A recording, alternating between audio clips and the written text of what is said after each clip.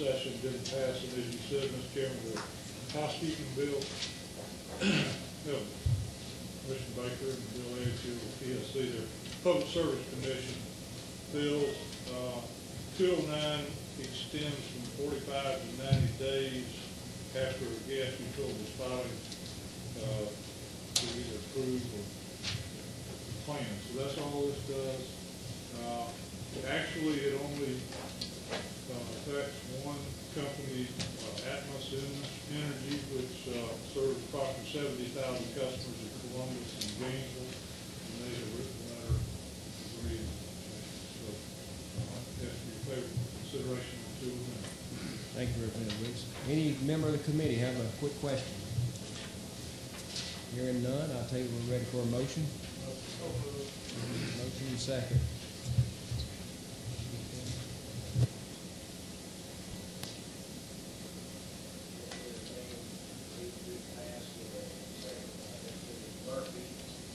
Discussion, hearing none. All those in favor, please say aye. Aye. Opposed, like sign. Senate Bill 209 passes.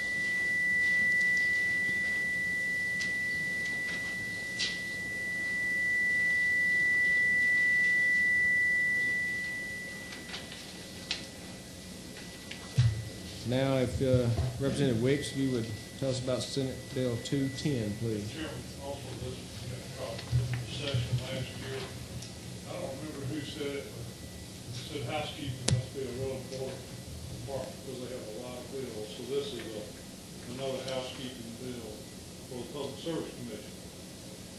Presently, if the Service Commission levies fines against a company, most of them, they agree to it or they agree to pay it or contest it. A lot of companies just don't respond, and so there's fines out there that then have to be collected through court action.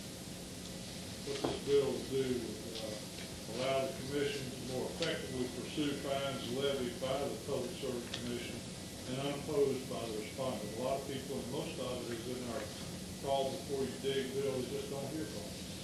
And I might mention this bill wouldn't be retroactive. I think there are now 28 cases for total outstanding fines of more than $1 million. And there would not be, this would save or keep any more collection and bills or fines from being issued. So it's another housekeeping bill last year.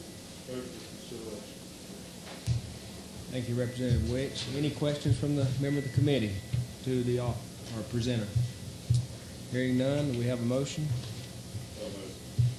A move from Representative Dotson, a second from Representative. Did you get that? All right, any further discussion? Hearing none.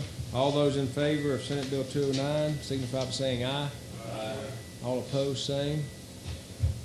What did I say? 210, I'm sorry. 210. We got anybody opposed? No. Senate Bill 210 does pass. Thank you, Representative Wicks, for doing that. All right, now to the good part. We have with us today Paul Genoa. Genoa, I answered the vote.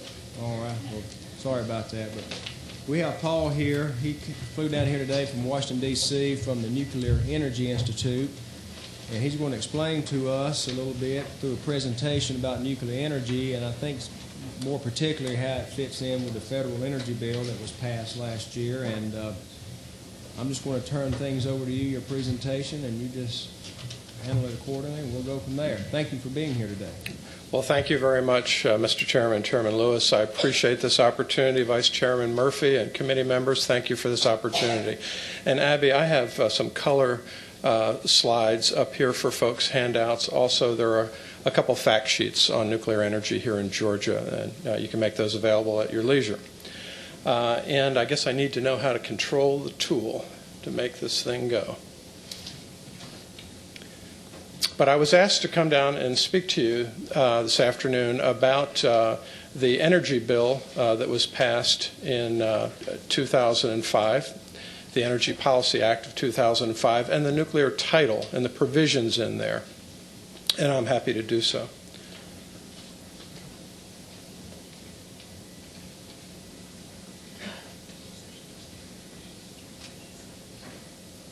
stuff that gets me going. And do we need to set it into slideshow format?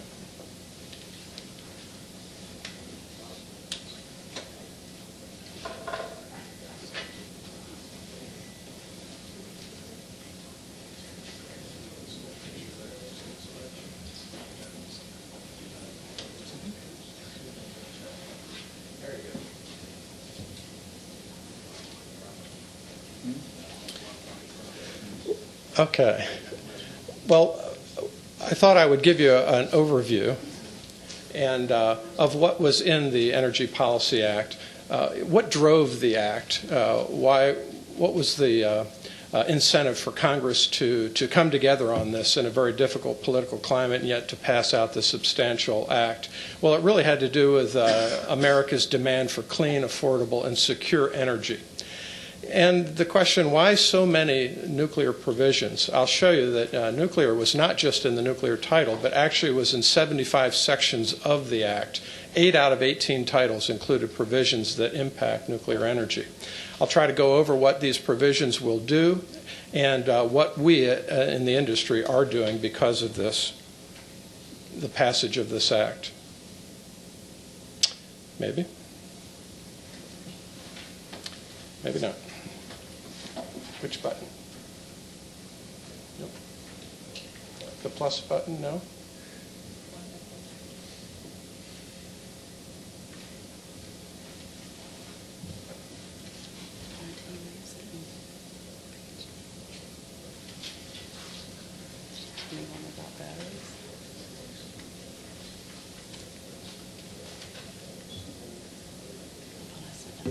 That'd be great.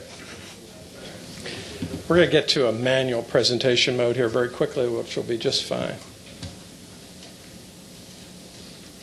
Well, let me go over these drivers then for you. Again, probably the most fundamental driver is that energy security is a clear cornerstone of our national security. Absent energy security, this country is at risk.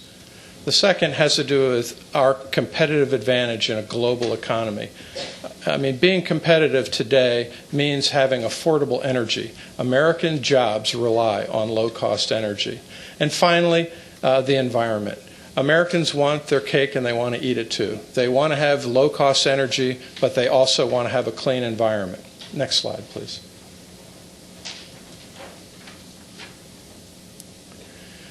Well, this pie chart merely shows our energy diversity today. And all in all, we have a fairly diverse and reliable electricity distribution or a portfolio of generation sources. And you can see nuclear is about 20%, coal remains about 50%. Oil is very small, and that's because of the efforts we've taken since the 70s. And natural gas is up and getting larger. And hydro and renewables continue to contribute less than 10% altogether. Next slide. Now, as we look to the future, by 2030, we believe we will need to actually double our electricity generation supply. And that's a massive undertaking. The slide color here isn't the best, but that would require, if we kept the same energy balance we have today, that would require about 66 new 1,000-megawatt nuclear plants, about 93 wind farms at 100 megawatts each, about 150 natural gas plants, and almost 300 coal-fired plants. That's to keep the same mix that we have today. Next slide, please. This slide merely shows our generation per year, how we've added. And as you see the slide there, the different colors represent the different generation capacities. And overall, America, from the 50s through the 90s, generally had a pretty diverse portfolio of energy generation sources. But if you focus on 1997 to the future, you'll see that it's predominated by red, natural gas. About 98% of our electricity generation since this period has been natural gas. And that was for a variety of reasons. Again, in this country, a market-driven economy, you look at what is the least expensive generation to bring online, and you bring it online. Wall Street will reward companies who do that and punish companies who do not.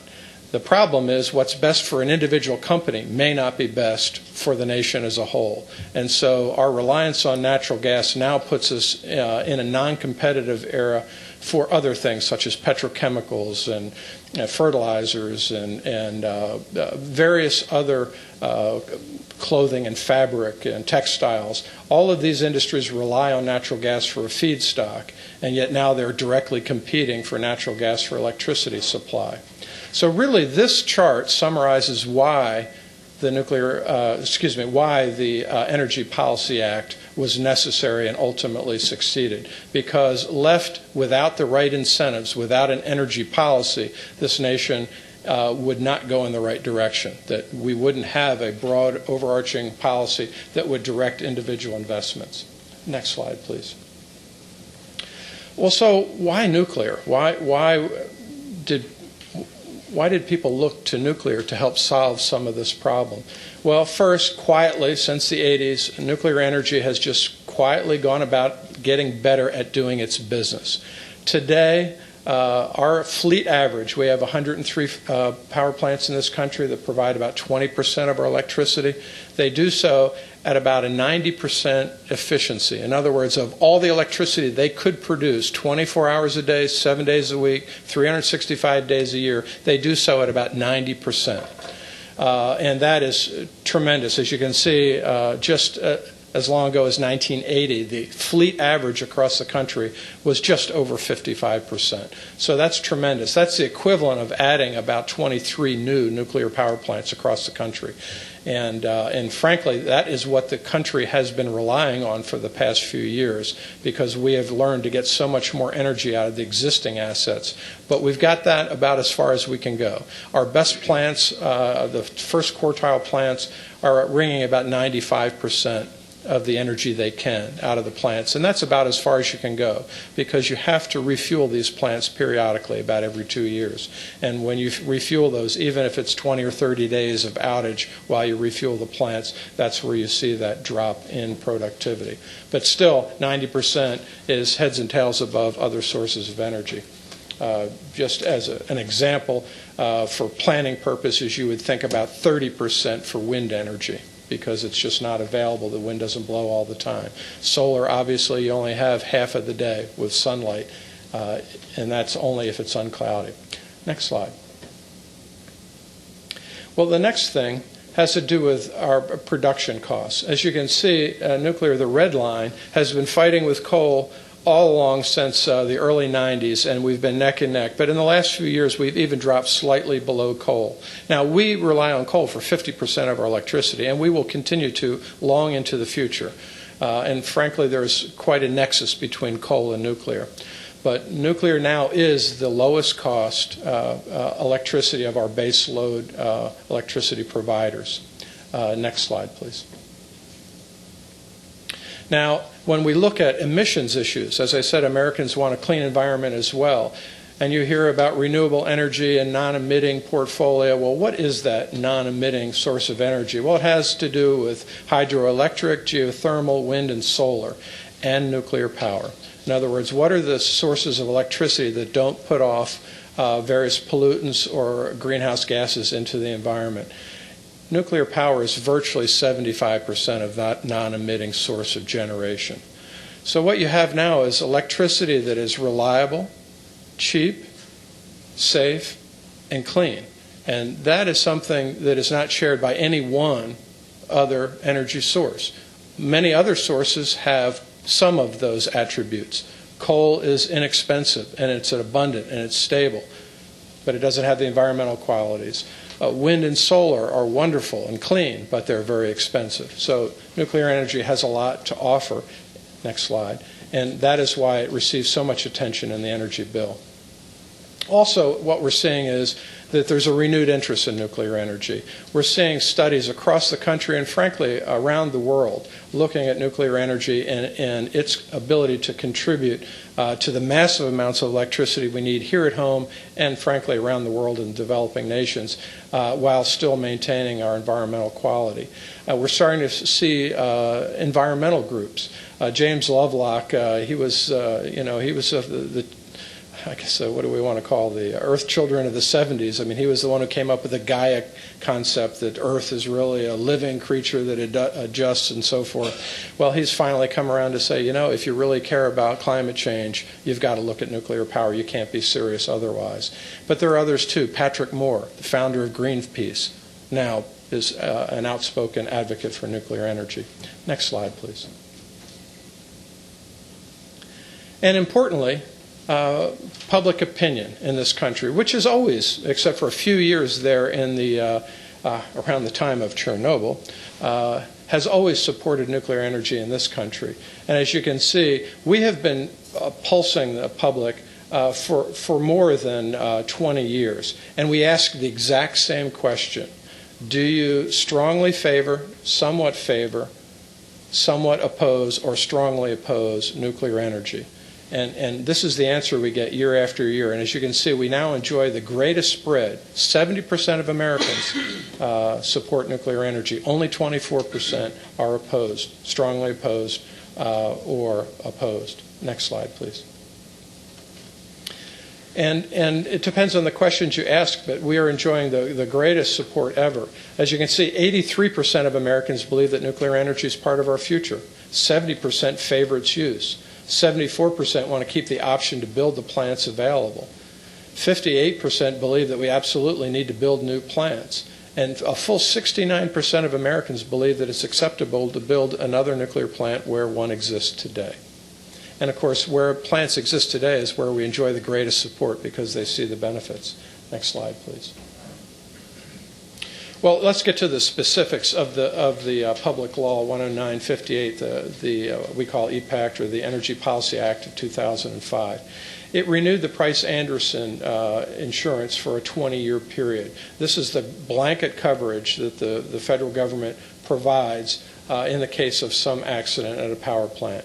Those funds have never been needed, and those funds first come from the industry. So far, the federal government has not paid a nickel, and that has been around since the 50s.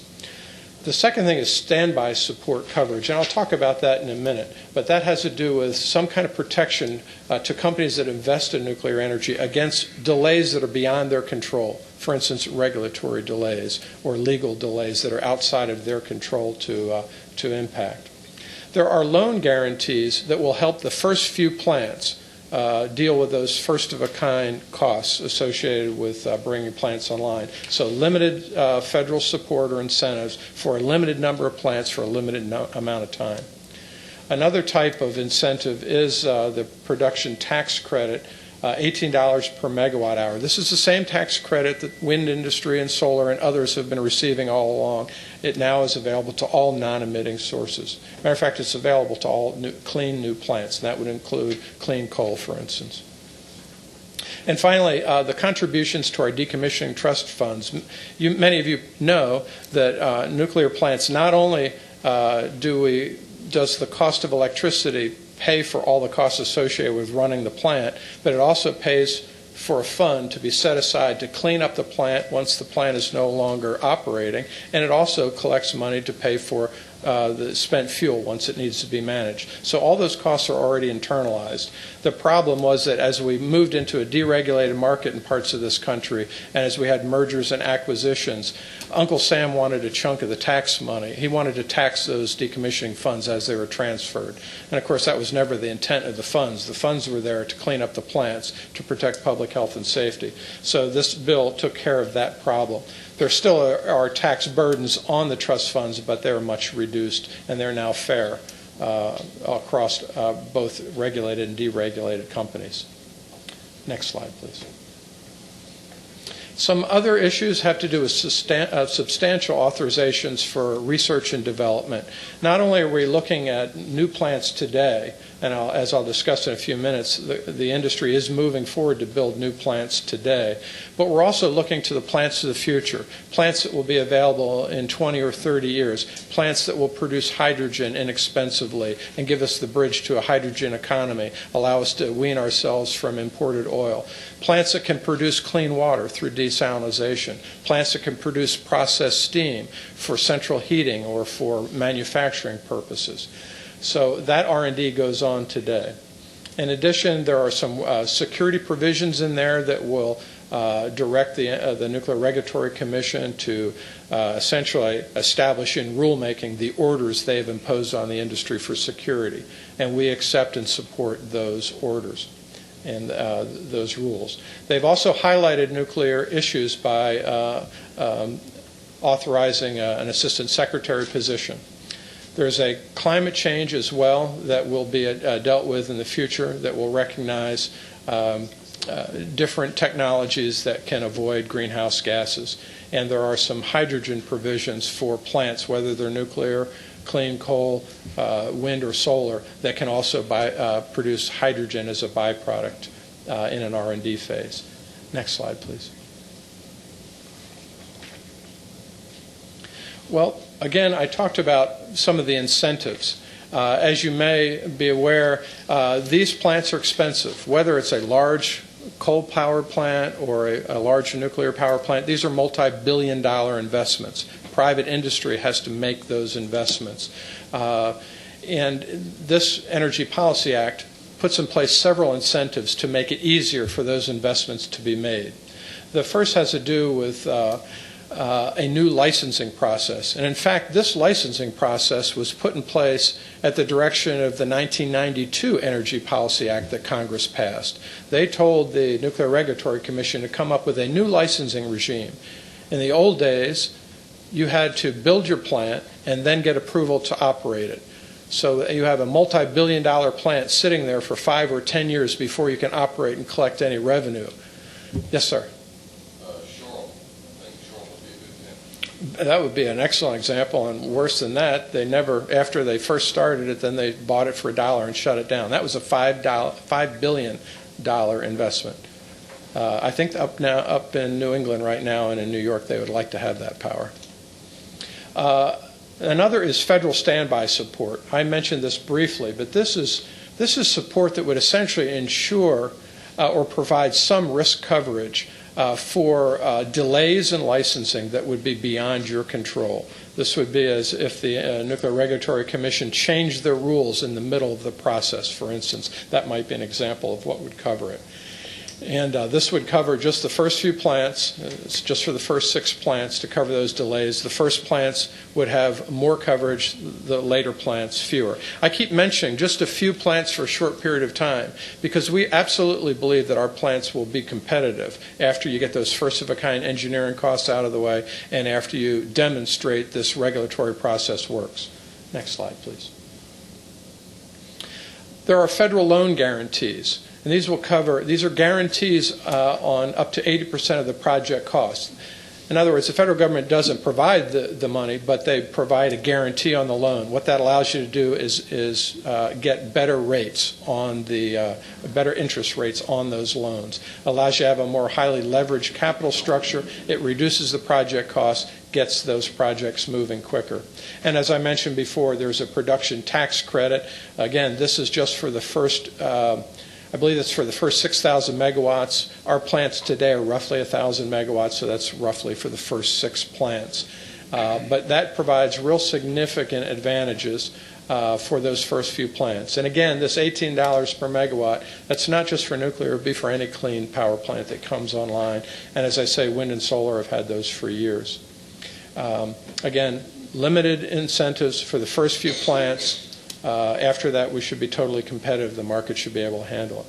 Next slide, please.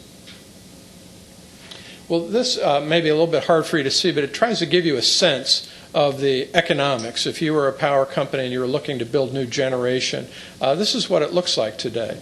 At the top, you've got your combined cycle gas, and that's looking at a gas plant that's getting $6 per million BTU natural gas. Today, that's up around 9 or 10, and it was as high as 14, almost 15 a while before. The next one has to do with essentially your clean coal technology. And that also would enjoy the loan guarantees provided in this energy bill. And that's in at about $55. Pulverized coal, sort of the technology that provides most of our electricity today, down around $49. That's why coal is still king. It's a very low-cost energy provider. But with these new incentives, nuclear, and with that loan guarantee for the first few plants, $46 per megawatt. And that right now would be the lowest cost provider for your base load power. That's assuming that we could build these plants for about $2,000 per kilowatt installed capacity. We think that's a little bit high for the first few plants, and we think that about $1,500 is right once we get these plants, after we've demonstrated the first few and we've gotten those first-of-a-kind engineering costs out of the way. So we're looking very good. We're very bullish on nuclear at this point. Next slide. Now, I get the questions all the time. I actually got the question earlier today before the hearing started. Well, when are we going to get the first new order? When's it going to happen? When's the next order happening? When was the last order? Well, it's a logical question, but it's really the wrong question, because there is no one decision point in making, or there isn't just a single decision point to make the decision to build a new plant. Today we have it organized so that there really are three distinct decision points in the process. And the first step is to go ahead and file what we call a combined construction operating license. We have many plants, I think 9 now, going through that process. They haven't committed to build a plant, but they're spending real money, about $50 to $90 million a piece to do this. So that represents between $500 million and $1 billion investment the industry is making today. But that investment is not a decision to build, it's a decision to get ready. And those things, having that license, that is good for a 20-year period so that they could make a decision any time to go forward. The second decision comes in just about 6 months before you would expect to get that combined operating license approval from the Nuclear Regulatory Commission, or 12 months. And that's when you would start ordering long lead time items, large components, the reactor vessel itself, steam generators, electrical generators and turbines. This is the same thing we saw happen in natural gas when we were building the natural gas plants. Our companies were building them 12 months in advance, buying them. Again, it's not a decision to build because those are fungible assets. You could always go ahead and sell that turbine generator set to someone else who had a more aggressive building schedule. But finally, number 3, and this would happen about 7 years into the program, is that's when you would really decide to break ground and build the power plant. The beauty of this is that all of the regulatory hurdles are now behind you, and you have great confidence that once you build the plant, you will then operate it successfully afterwards. Next slide, please. So what are we doing as an industry in response to this Energy Policy Act and the provisions in it? Well, we will get another early site permit in 2006. I should tell you that our licensing today is really sort of a 3-step process. You've heard about France, the fact that they're 78% nuclear electricity. Well, that's because they standardized their reactor design. In America, we have roughly 103 individual plants. It's not quite that bad, but almost. That's because we sort of believe that we can, every utility felt they could build that. There's just a little bit better. And we designed as we went.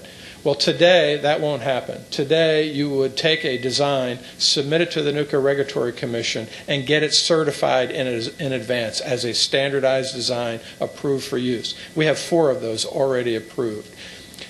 Then you would go and you would say, I would like to evaluate building that plant on my site. And you would do the environmental issues. And you'd look at all the permitting associated with that. That's what we call an early site permit. We have multiple companies working on them. We believe that we will get one this year and 2 more in 2007. Those are approvals that say that, yes, you can build that plant on this property and you can bank that permit for 20 years. We also have 9 companies or consortia of companies that are working on combined construction operating license for submission to the Nuclear Regulatory Commission in 2007 or 2008. This would represent somewhere between 12 and 19 reactors that would ultimately be built. And so this is already going forward. These companies are already spending serious money to get licenses to build those plants at some point. And then finally, there's one new design that was just certified this year, and that is the AP1000. That's the Westinghouse design plant. And there is one more in review. And if we could have the last slide. This, while it'll be difficult to see, it's on your handouts. This is a rundown of what is going on today in new plant space. As you can see, the number of reactors there, as I mentioned, represent, some people are hedging their bet. I'll build 1 or 2, I'll build 2 or 4. So it's somewhere between 12 and 19 reactors. And you're most interested, I'm sure, in Southern Company's evaluation of the Vogtle plant and whether it would be appropriate to build 2 new plants, 1 or 2 new plants there. And they are preparing their combined operating license there. But they have not determined what type of reactor at this time. So none of these companies have made a definitive decision because they're not that far into the process, but they all are spending real money evaluating it to see if it makes sense when the time comes. And with that, I'll take any questions you might have, and thank you for your attention. Well, I certainly thank you, Paul, for doing that and making that presentation. I do have a few questions from the committee members, and I'll start with Representative Smith right here. Thank you. Is this on? No? Yes, it is. Going now. Okay. Thank you for being here. I can't hear myself, but thank you for being here. I had a number of questions. I'll try to hold them down to it. One, I got here late. You might have talked about Yucca Mountain and the approval of that. That's one consideration that has to be moved out of the way before you move forward with this, obviously. Is there some truth to that? Or? Well, that's often stated. I did not cover the Yucca Mountain Repository Program. And as I say, I think having not only Wall Street but public confidence that the spent fuel disposition issue will be addressed properly is necessary for new plants. But we do have a plan in place. It is a long overdue plan, but the federal government has the responsibility. We do have a plan for that. They are proceeding with the licensing of Yucca Mountain. Representative Smith, you were out there. You saw the scientific work that went on out there. That licensing process is it is probably a year and a half away from submitting the actual license itself. The Department of Energy, which is responsible for for submitting that license, is in the process of redesigning their program.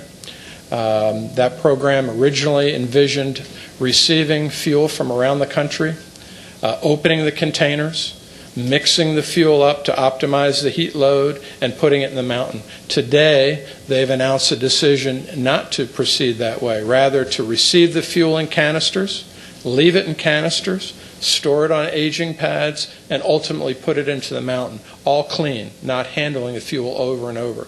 The industry supports that decision. We also, you may have seen today in the Washington Post, there was a story about nuclear energy and used fuel management. And I would tell you that we are on the cusp of perhaps a policy debate on used fuel management. Not only the back end for non-proliferation reasons around the world, but for the front end. If we really are going to build that many new plants, not only here, but around the world, we don't want then uranium to become a high-priced commodity. We don't want to put too much pressure on that. And many of you may know that when we fuel our reactors for 2 years, and we only take out 1/3 of the fuel every 2 years, so the fuel bundles themselves stay in the reactor for roughly 6 years before they need to be removed. But they're not removed because all the energy value is gone. They're removed because of fission products and so forth. There are many countries around the world, 12 actually, including France, England, Japan, Russia, that reprocess their fuel afterwards to extract that energy value out, build new fuel out of it to operate new reactors. I think that we're on the cusp of a policy debate on whether the U.S. should take that sort of an approach. But regardless of that approach, you will always need a deep geologic repository like Yucca Mountain. And so we believe that the repository program will continue to move forward. Real quick question. Yeah. First new plants. How many is going to be considered first new plants on page 8? That would receive incentives? Yeah, we're looking at about 6 plants, roughly. 6 plants, okay. For the first 6 plants, for for a limited number of time. And then you had a slide that showed the cost of energy, gas on down to nuclear, and you had a lot of caveats there depending on debt equity and so forth.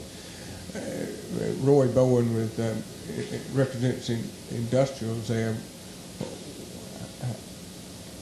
How much longer can we wait before the industrialists start to see a huge line item in their budget because of energy if we don't move on this? Oh, they have already seen it. I think you'll recall before the last presidential election, all the discussion was about jobs leaving this country, outsourcing America. It was on 2020. Well, why do you think the jobs were leaving? It was because of high-priced energy costs. The Gulf states have lost 100,000 workers because of the cost of natural gas. They can't afford to use it for a feedstock to produce fertilizers, to produce petrochemicals, and so forth. So I think we've already reached that. We're already impacting our economy, and I think that's why we were able to get this energy bill passed, so that we would make some smarter long-term decisions for America. Then I have one final one. I have several, but this one is relating to existing facilities. We have one in Georgia, 2 in Georgia. How many locations across America have enough room for expansion, say another 1, 2, 3, 4 reactors on the existing site? Virtually all of them. And what's the maximum number of reactors they could put in a site? All the sites are different, but our sites typically are large, fairly large open areas, because we try to have exclusion boundaries to keep the plants away from populations. But many of the plants, Palo Verde is one of the plants I worked at. There are 3 units there. It was designed for 9. There were many plants that were sites that were designed for 6 or more plants. One follow-up, Mr. Chairman. If you've got a site like you're alluding to, we're talking about, how much easier is it to get approval there than to go to another site? Well, you would think it would be a lot easier. A new site, I mean. You would think it would be a lot easier. Currently, the Nuclear Regulatory Commission is taking 3 or 4 years to decide whether it's acceptable to put another plant next to an existing plant. This is a site that's already pre-approved, already designed, all the studies have been done, and yet it still takes 2 or 3 years. But I would say from a public opinion or from a local community, the acceptance is very easy. And for a company to make the decision, it's very easy, because think about it, at an existing site, you already have the transmission lines run. It's difficult to put in new transmission lines. That's already there. Water sources are already available. A trained workforce already lives around the facility. The community has been used to living around the power plant for many years, and so the public acceptance is pretty high. So it's relatively easy, and virtually all of these plants are looking at building them at existing sites. Thank you, sir. Thank you. Thank you, Representative Smith. Next series of questions that come from Representative Ron Forrester. Thank you, Mr. Chairman. Thank you, Paul, for your presentation. And actually, Representative Chairman Smith, I think, took all my questions. So I think he gave about 8 of them. So, no, one point of clarification was the Shoreham. When I mentioned Shoreham, what I wanted to mention there was it was a plant that was built there in New York, and and you said a $50 million expense? About $5 billion. $5 billion, excuse me. And then it was closed down and sold for $1. Nothing. So that deterred a lot over the years, a lot of investors, a lot of utilities from proceeding with building plants, and that's why we've seen no growth over the last since I was at Watts Bar when we started it up in '96, I think it was. Point of clarification, another plant out in California, is San Onofre or Well, San Onofre and Diablo Canyon, both operating, but they were supposed to come online for about $250 million, $350 million, and they ended up costing $3.5 billion. And this has to do with a regulatory process that requires you to get a permit to build. Then the rules change while you build.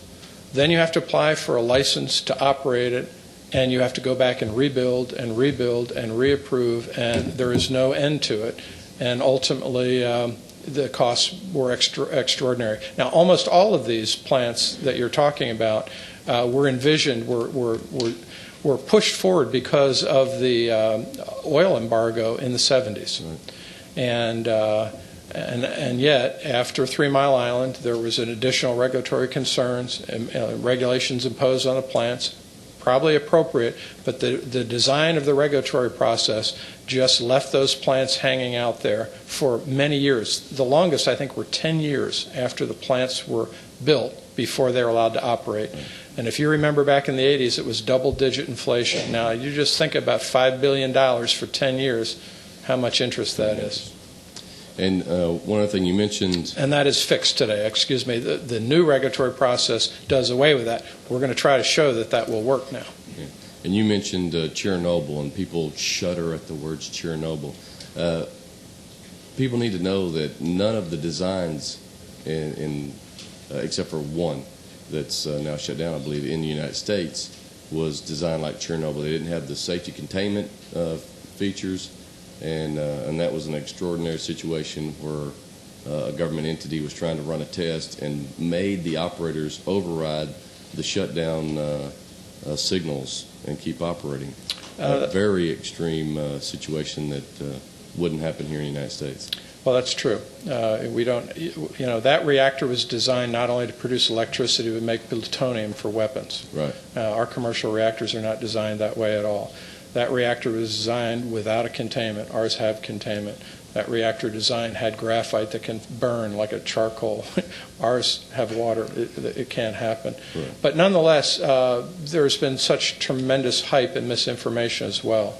If you were to look at the United Nations, there's a group that studies radiation incidents, and look at their results. Chernobyl was a terrible disaster. No one could argue that.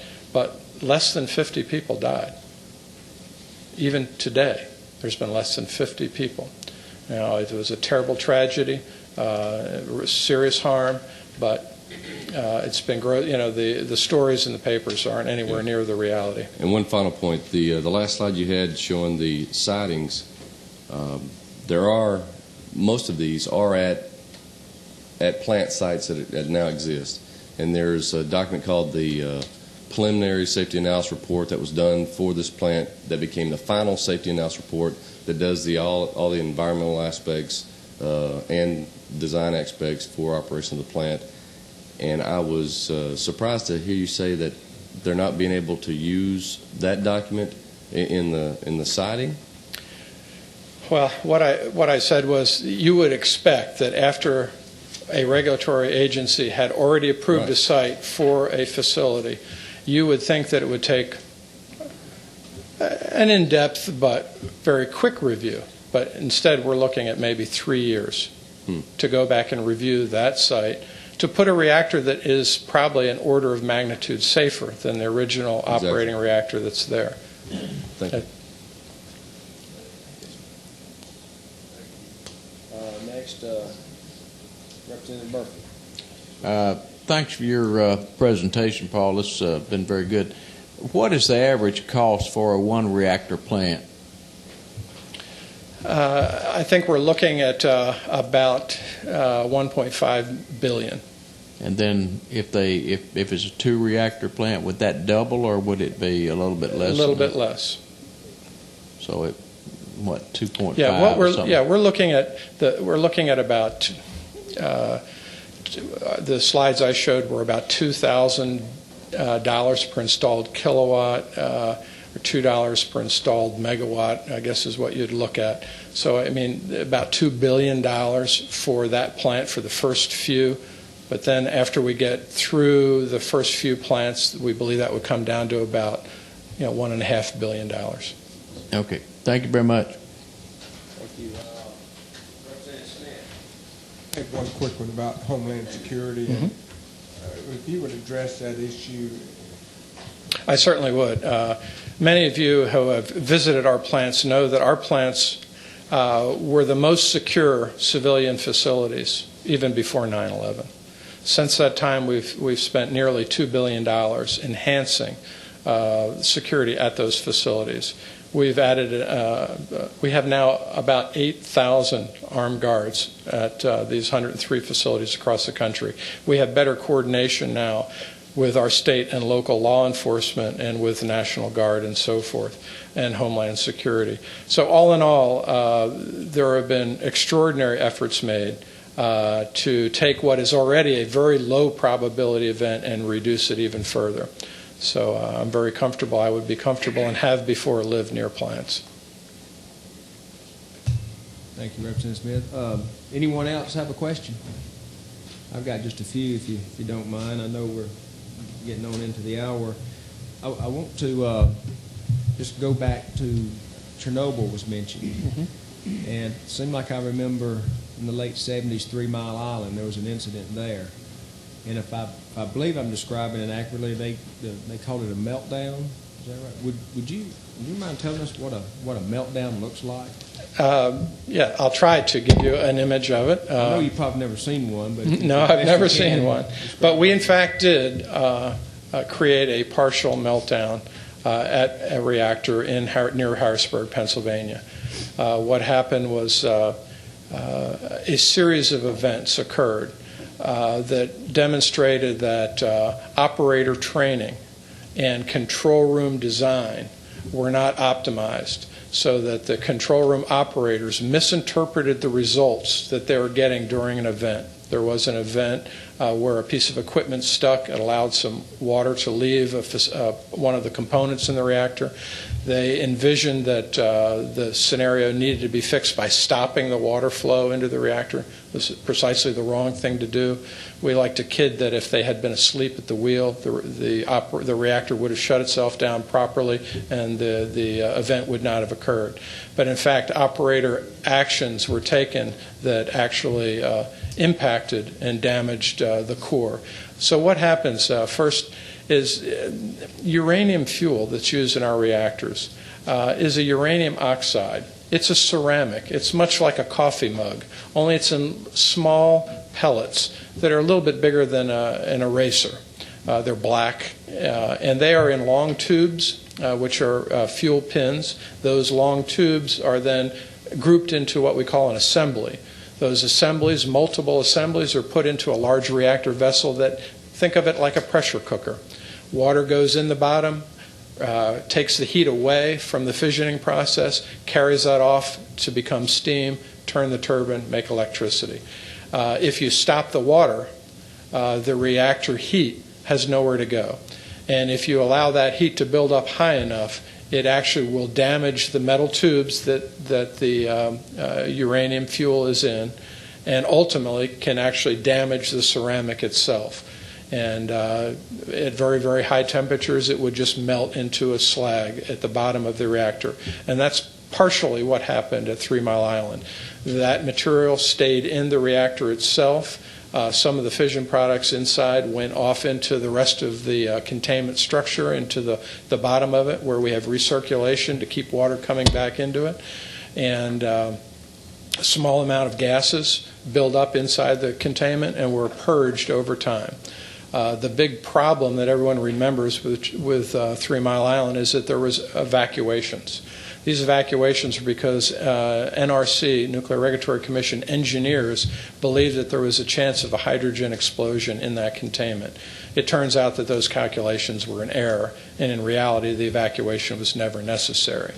Nonetheless, all of our plants around the country are designed with emergency protection zones, emergency preparedness zones, where we have routine drills designed so that if you would ever need to evacuate or shelter, which is the more likely thing to do, is to stay at home and just allow any release to pass over.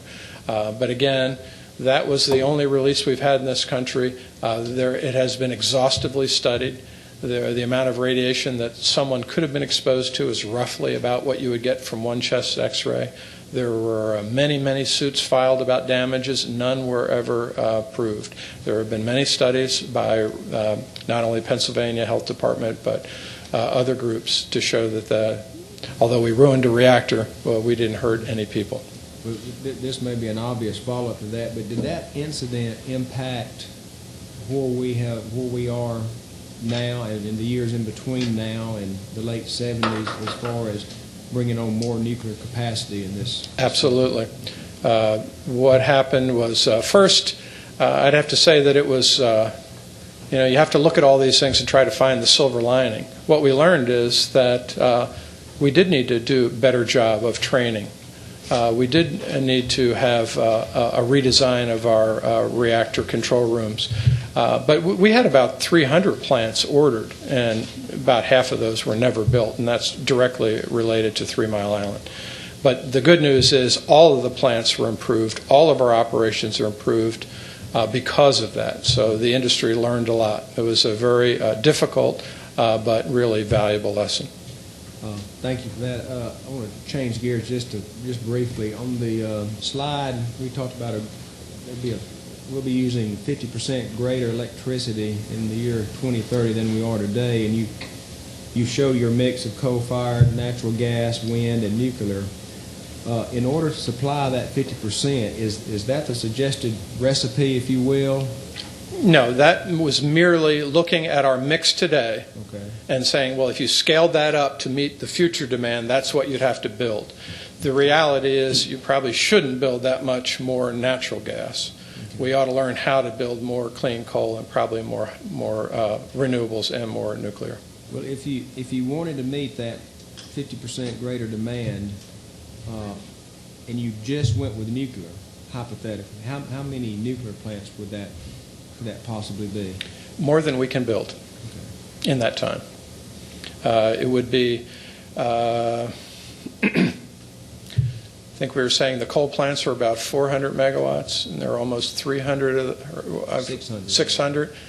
So you need almost 2 of those for every new plant. Because in reality, our plants coming online are going to be between 11 and 1,350 megawatts. Well, let me so it'd be a lot, a couple hundred. A 600 megawatt coal-fired plant, is that just an average megawatt size, or does that fluctuate, or is that what you shoot for when you build a plant? I'm not an expert in that. I don't know. I believe it was probably an average size. Well, on the nuclear reactor, it mentioned 1,000 megawatts. Is that about an average, or is that? Yes, it is. Okay. Although, as I say, our new plants coming out will likely be slightly larger than that, about 1,150 for one design and about 1,350 for another. In the federal energy bill, you mentioned in some of your slides some of the incentives for early plant approval or early approval, some risk coverage, federal loans or federal guaranteed loans, and that sort of thing. Now, I'm not going to presume that you know the inner workings of our Public Service Commission or any other states related regulatory, but what would the relationship be between the Nuclear Regulatory Agency and a PSC when it comes to permitting a nuclear plant or a new reactor here in Georgia? Can you expound on that a minute? I'm not an expert in this, but my understanding would be in regulated states such as Georgia, the Public Utility Commission would have to make a determination that there was a need for more energy.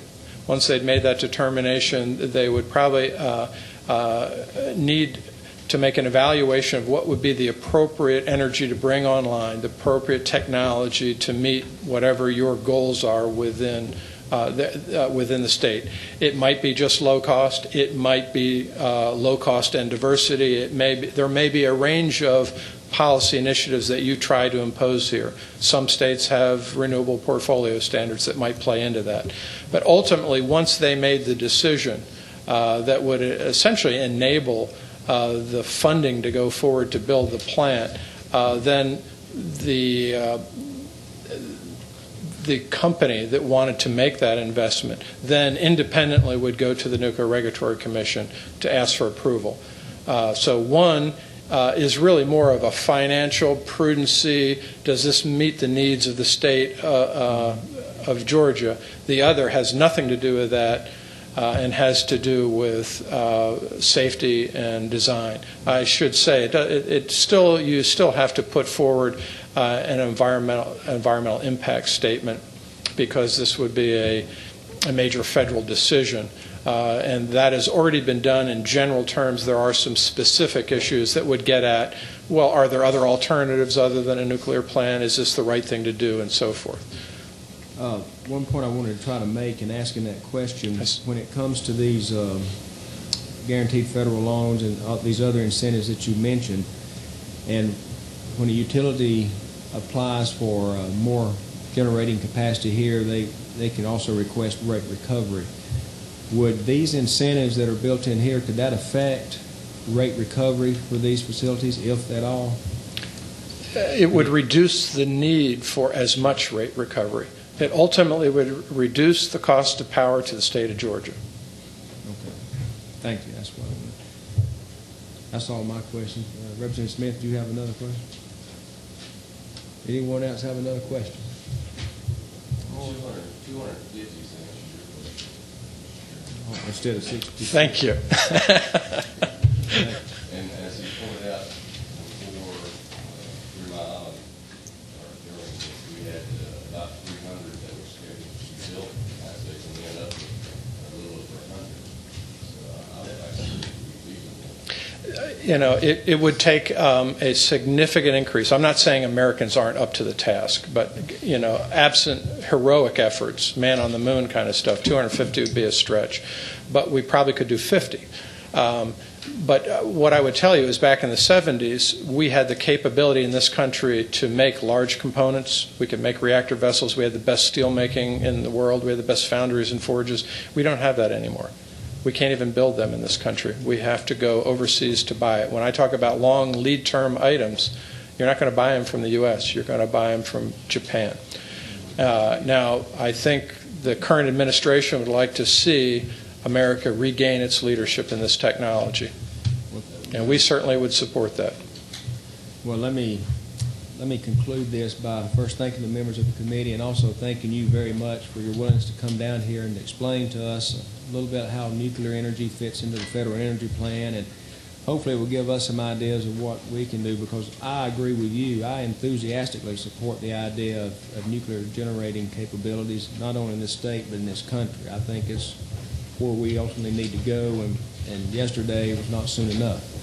So without any further comment, again, I express my sincere gratitude. Thank you, everyone. We are adjourned. Thank you very much.